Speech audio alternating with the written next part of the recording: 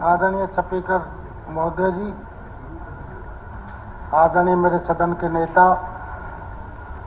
और सदन के मेरे सारे सदस्यगण,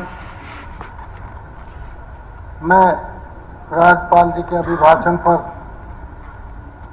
बोलना चाहता हूं। कल काफी समय हमारे कुछ भाइयों ने सब पे पानी फेर दिया। जो प्रदेश में इतने काम हुए, प्रदेश तो बिल्कुल बीमार पड़ा था, कुछ नहीं था हरियाणा प्रदेश में।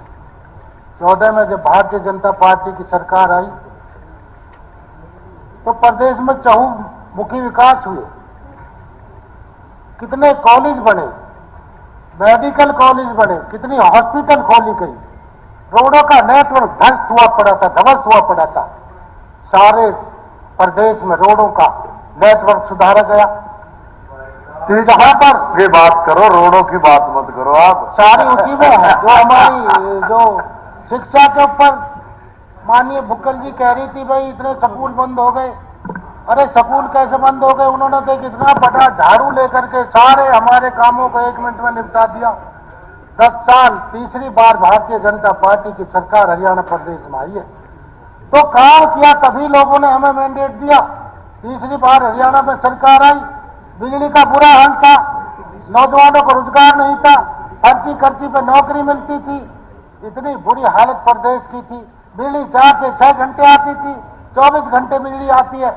कई पावर हाउस बनवाए, कई कॉलेज खुलवाए, प्रदेश का सारा सुधार किया। पीने के लिए जगह जगह पानी की दिक्कत थी, किसानों के लिए बिजली ना के बराबर मिलती थी, आज किसानों को भरपूर बिजली मिलती है। मैं ये कहना चाहता हूं माननीय सदस्यगणों से कि हमको सबको सोच समझ करके बोलना चाहिए। जो काम हुए उनकी तो कहो, जो नहीं उनकी कहो, सुझाव दो ताकि सरकार उन पे आगे काम करे। मेरा कहना यही है कि आने वाले इस समय में हम सबको ठीक से बोलना चाहिए। हमारे कई सदस्य नए नए जो आए हैं उनको भी थोड़ा ज्ञान होना चाहिए।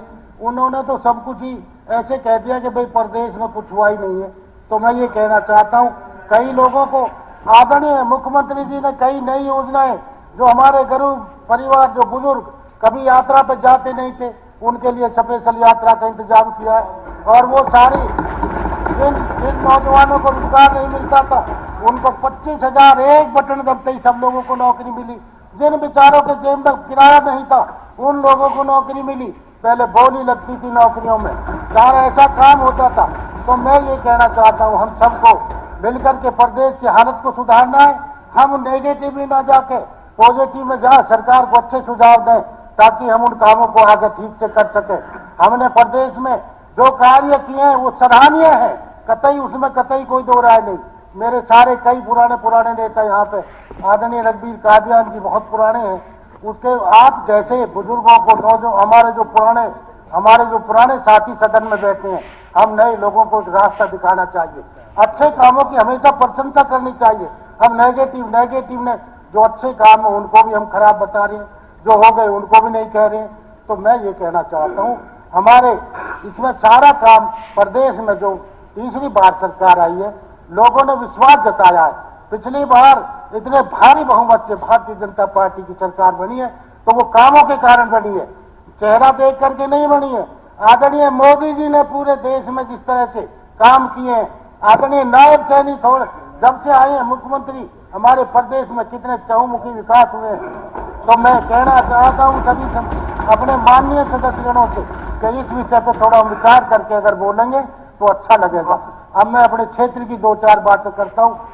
आदरणीय स्पीकर सर, हमारे क्षेत्र में एक कूड़े का डंप पड़ता है बंधवाड़ी गांव में, उसमें 2 जिलों का कूड़ा आता है।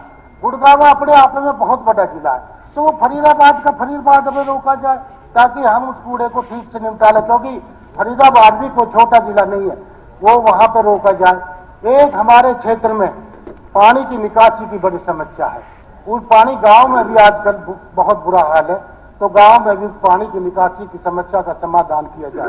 जो पंचायतें पहले पंचायतों में एक एक सफाई कर्मचारी होता था, उस समय छोटी छोटी पंचायत थी, आज आबादी बढ़ी है, गांव की संख्या दुगनी तिगनी बढ़ी है, तो हमें सफाई कर्मचारी भी बढ़ाने चाहिए। तेजपाल जी लिखित में आप दीजिए। हाँ, मैं लिखित रिकॉर्ड में आ जाएगा आपका। ठीक है सर, बहुत बहुत धन्यवाद। बहुत बहुत धन्यवाद। डॉक्टर रघुवीर